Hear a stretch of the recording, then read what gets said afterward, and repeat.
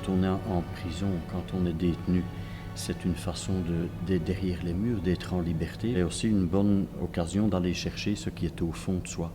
C'est un petit peu la paix avec l'âme et le corps, et quelque chose qui dans les profondeurs ressort et s'exprime par la capacité du toucher, des mains, etc.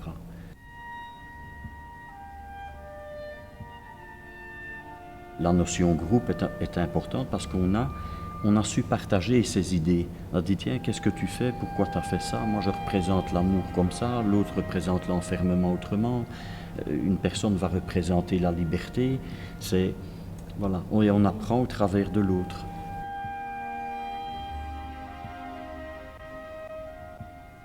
C'est bon d'interroger l'autre et de s'interroger par rapport à l'autre aussi.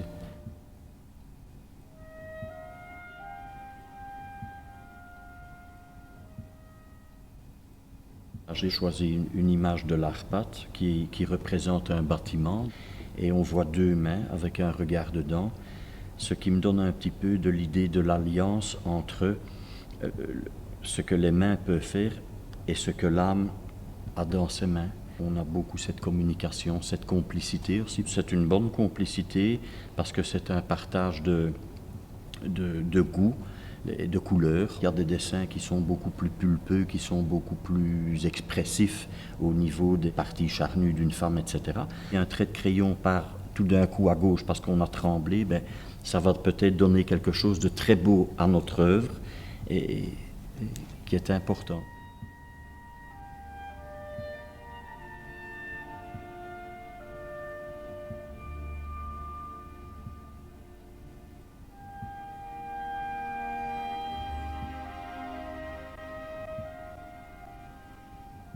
C'est une œuvre de Verbank. Geo Verbank est de 1929. Donc c'est une toile au départ dans laquelle moi j'ai retrouvé la fusion. C'est-à-dire on ne sait pas très bien si c'est deux corps qui s'enlacent, si c'est une sorte de fusion, une sorte de serpent qui est autour de l'homme, on ne sait pas très bien dire. Je suis quelqu'un qui aime bien Magritte. Et à défaut de chapeau, puisque chez les cires anglais on a le chapeau melon et la canne, j'ai pas fait le chapeau melon et j'ai fait la canne.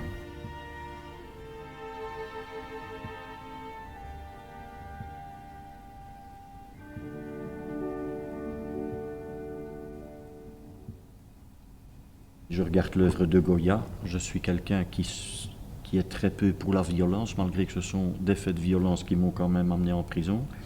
Et quand je vois une violence voulue, quand je vois une violence décidée, quelque chose qu'on veut faire de mal, c'est quelque chose qui me fait fuir. Je trouve que l'être humain, c'est une machine formidable, c'est quelque chose qui est fait de sens, de sensations, de sensibilité.